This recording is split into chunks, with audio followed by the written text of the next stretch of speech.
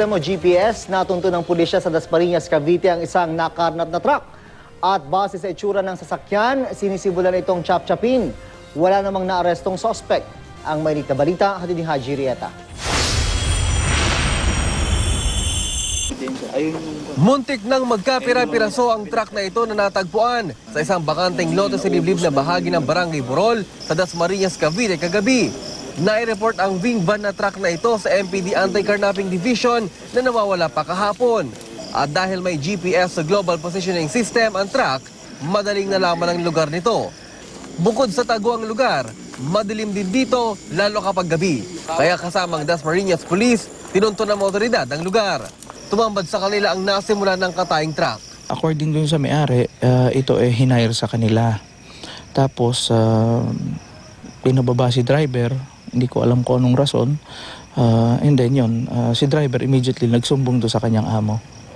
To our surprise, yung wing van na nawawala is flatbed na siya ngayon. Kinakatay na siya.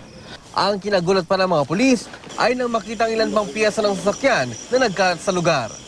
Ilang metro mula doon sa kinalalagyan ng truck kung saan nga natagpuan ng mga pulis ay makikita itong mga makinang ito ng truck at iba't ibang bahagi ng sasakyan na iyon. At ako dito naman ay nagkalat din itong mga pinutol na, kumbaga makinahoy na bahagi ng truck. At yung ulo na yan ay ulo yan ng truck. At gaya nga ng nakita nyo, wala na yung kanyang katawan. Dito raw sa lugar na ito ay posibleng lugar kung saan nakinakatay ang mga nakukuhang mga truck.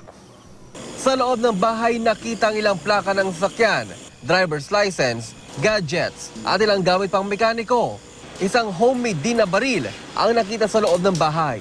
Ayon sa mga pulis, posibleng organisadong grupo ang nasa likod nito dahil halos mabilisan lang ang pagtanggal sa ilang parte ng truck.